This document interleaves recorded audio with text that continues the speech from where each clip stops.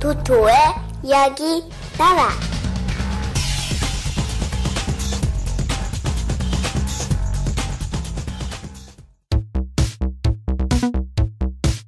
몸치 장군.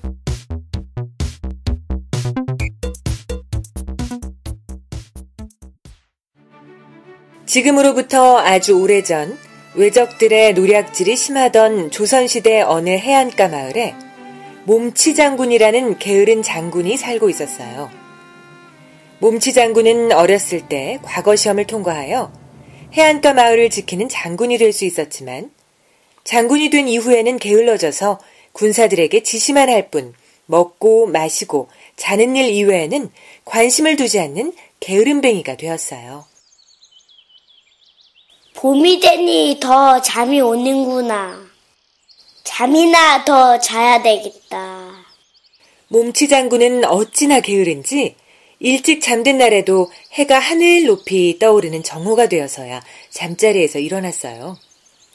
그리고 한상 가득 차린 밥을 먹고는 다시 낮잠을 자곤 했죠. 순찰을 돌긴 돌아야 되는데 귀찮기만 하구나. 몸치 장군은 하루에 한 번씩 군사들이 지키고 있는 해안가를 돌아다니며 순찰을 해야 했지만 게으르고 뚱뚱해진 몸으로 움직이는 것조차 귀찮게 느껴질 뿐이었죠. 좋은 생각이 있다. 여봐라. 병사들은 가마를 대령시켜라. 조금씩 걷는 것마저 힘들어진 몸치 장군은 어느 날부터 해안가 순찰도 군사들 6명이 들어옮기는 가마를 타고 돌기 시작했어요. 군사들은 무겁기만 한 몸치 장군을 태운 가마를 들고 다니기가 힘들었지만 장군의 명령이라 어쩔 수 없이 매일 가마를 들고 순찰을 돌아야 했죠. 역시 난 머리가 좋아. 가마에서 낮잠이나 자볼까? 몸치 장군은 가마를 타고 돌면서도 잠을 자는가 하면 과자와 사탕 같은 군것질 거리를 가지고 다니면서 계속 먹어대기만 했죠. 그럴수록 몸치 장군의 몸집은 점점 더 커지기만 했어요. 그러던 어느 날이었어요. 순찰을 도는 몸치 장군의 가마 앞을 나이 많은 스님 한 분이 막아섰죠. 보아하니 앞으로 큰 화를 당할 사람이로구만. 몸치 장군은 스님의 말에 깜짝 놀라 물었어요. 무슨 일로 그러시니까? 장군의 얼굴을 보니 얼마 후에 큰 화를 당할 운명이라는 걸세. 스님은 몸치 장군을 보고 혀를 차며 이야기했어요. 겁에 질린 몸치 장군은 스님에게 어떻게 하면 그 화를 면할 수 있을지 그 방법을 알려달라고 간청했죠. 스님은 마음이 내키지는 않았지만 몸치 장군의 간곡한 부탁에 보따리에서 작은 사탕 하나를 꺼내주며 이야기했어요. 위급한 상황이 오면 이 사탕을 먹어보게나. 잠시나마 목숨은 건질 수 있을 걸세. 그렇지만 무엇보다 중요한 것은 몸치 장군의 마음먹기에 달렸다는 것을 명심하게. 몸치 장군이 화를 면할 수 있는 방법이 몸치 장군이 즐겨 먹는 사탕을 먹는 것이라는 말에 몸치 장군은 코웃음을 치며 사탕을 받아 주머니에 넣었어요. 그러고는 스님에게 고맙다는 말도 없이 숙소로 돌아가 버렸죠. 몸치 장군은 스님이 장난을 한다고 생각하는 것이었어요.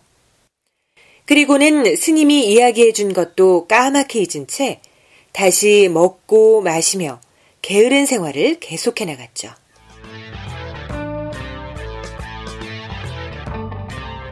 해안가 마을을 게으른 몸치 장군이 지키고 있다는 소문은 외적의 우두머리에게도 들어갔어요.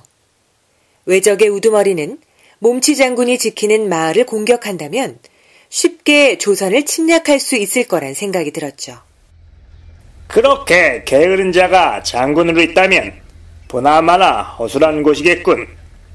힘들이지 않고 쉽게 마을을 소나기에 넣을 수 있겠어. 외적의 우두머리는 많은 배와 부하들을 이끌고 몸치 장군이 지키는 해안가 마을에 도착했어요. 게으른 몸치 장군이 지키는 해안가의 군사들은 몸치 장군만큼이나 게을러져서 외적의 침입에 대한 준비도 부족했고 훈련도 하지 않았었기 때문에 외적의 우두머리가 예상한 대로 외적들의 공격을 막아내기가 쉽지 않았죠. 해안가 성벽은 외적들에게 쉽게 함락되었고 외적들은 마을로 들어가 마을의 곡식과 가축들을 약탈하기 시작했어요. 외적들은 게으른 몸치 장군이 자고 있는 집에까지 쳐들어가 포위를 하며 애워쌌죠. 큰일이로구나. 몸이 무거워 피할 수도 없겠는걸? 몸치 장군은 뚱뚱해진 몸으로 빨리 피할 수가 없었기 때문에 꼼짝없이 외적들에게 당할 수밖에 없었어요. 그때 몸치 장군은 얼마 전 길에서 만난 스님이 했던 말이 생각났어요. 그리고는 스님이 주었던 사탕을 꺼내 먹었죠. 잠시 후 외적들이 몸치 장군의 방으로 들이닥쳤어요. 으잉? 몸치 장군은 어디로 가고 돼지 한 마리가 있네. 외적들은 무기를 들고 몸치 장군의 방으로 들어갔지만 그곳에서 몸치 장군을 발견할 수는 없었어요. 다만 커다란 돼지 한 마리가 몸치 장군의 자리에 앉아있는 것을 볼 수 있었죠. 스님이 준 사탕을 먹은 몸치 장군이 돼지로 변해버린 것이었어요. 몸치 장군은 도망갔나 보군. 안 되겠다. 이 돼지라도 잡아가자. 외적들은 마을에서 빼앗은 다른 곡식이나 가축들과 마찬가지로 돼지로 변한 몸치 장군을 배에 태워 외적들의 소굴이 있는 섬으로 돌아갔어요. 외적들 소굴에 돼지우리에 갇힌 몸치 장군은 처음엔 몹시 불안하기만 했지만 매일마다 외적들이 가져다주는 밥이나 먹으며 아무 일도 안 해도 됐기 때문에 그곳만큼 편한 곳도 없다는 생각을 하게 되었죠. 순찰 돌지 않아도 되고 이곳이 바로 천국이로구나. 움직이지 않고 먹고 자기만 하는 게으른 돼지 몸치 장군은 당장 몸이 편했기 때문에 피둥피둥 더욱 살이 쪄가기만 했어요. 그러던 어느 날 돼지가 된 몸치 장군은 외적의 우두머리가 부하들에게 하는 말을 듣게 되었어요. 해안가 마을만 약탈할 것이 아니라 내일 아침 날이 밝으면 조선의 임금이 있는 한양을 공격하기로 하자. 조선 전체를 우리 소나기에 넣어야겠어. 외적들은 날이 밝으면 한양으로 쳐들어가 조선 전체를 공격할 계획을 세우고 있는 것이었어요. 내일의 공격이 성공하면 돼지우리에 있는 저 돼지를 잡아 잔치를 벌이도록 하자. 졸린 눈을 비비고 있던 몸치 장군은 외적이 하는 말을 듣고 깜짝 놀랄 수밖에 없었어요. 날이 밝으면 그의 조국인 조선도 위험해질 뿐만 아니라 외적들의 공격이 성공한다면 게으른 몸치 장군도 꼼짝없이 잔치상에 오르는 돼지고기가 될 운명이었죠. 내가 어리석었어. 어쩌면 좋지?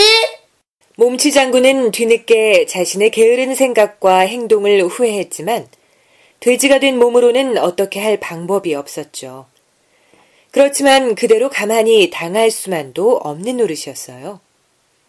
몸치 장군은 게으른 자신의 행동부터 바꿔야겠다고 생각했어요.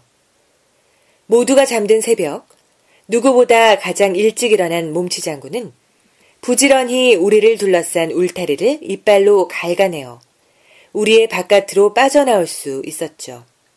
그렇지만 외적들의 소굴은 섬이었기 때문에 조선의 땅으로 돌아가기에는 바다를 건너가야만 했어요. 돼지의 몸으로는 배를 저어갈 수가 없었죠. 어떻게든 알려야 돼. 몸치 장군은 자신의 잘못을 반성하며 죽을 각오를 다하고 바다를 건너 헤엄을 치기 시작했어요. 둔해진 몸으로 수영을 하는 것이 힘들었지만 또다시 게으른 자신 때문에 많은 사람들이 죽고 피해를 당하는 것만은 막아야겠다는 생각뿐이었죠. 몸치 장군은 있는 힘을 다해 바다를 건너 조선의 해안가 마을에 간신히 도착할 수 있었어요. 몸치 장군 아니십니까? 해안가를 지키고 있던 조선의 군사 한 명이 지친 몸으로 해변으로 오르는 몸치 장군을 발견하고 물었어요. 그러고 보니 헤엄을 쳐 육지에 도착한 몸치 장군의 몸은 더 이상 돼지가 아니었죠. 예전의 사람 모습 그대로 다시 변해 있었던 것이었어요. 날이 밝으면 외적이 침입할 것이니 준비를 해야 한다. 몸치 장군은 몹시 지친 몸이었지만 한양으로 부지런히 말을 타고 달려가 임금님에게도 외적의 침입 계획을 알려주었어요. 몸치 장군의 말을 들은 임금님과 조선의 군사들은 만반의 준비를 하고 외적들이 들어오는 길목을 지키고 있다가 날이 밝아 공격해오는 외적들을 크게 물리칠 수 있었죠.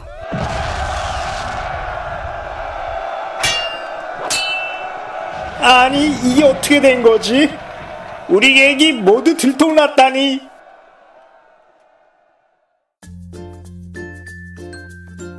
몸치 장군 덕분에 외적들이 모든 것을 잃고 돌아가자 조선의 해안가 마을에는 다시 평화가 찾아왔어요. 임금님은 외적을 물리치는데 공헌한 몸치 장군에게 큰 상을 내리기도 했죠. 몸치 장군은 지난날 자신의 게으름 때문에 결국 자신과 많은 사람이 고통을 받았었다는 사실을 깨닫고 그 이후부터 그 누구보다 부지런하고 열심히 나라를 지키는 일꾼이 될 수 있었답니다. 외적들도 몸치 장군이 지키고 있는 해안으로 다시는 오지 못했다고 하네요.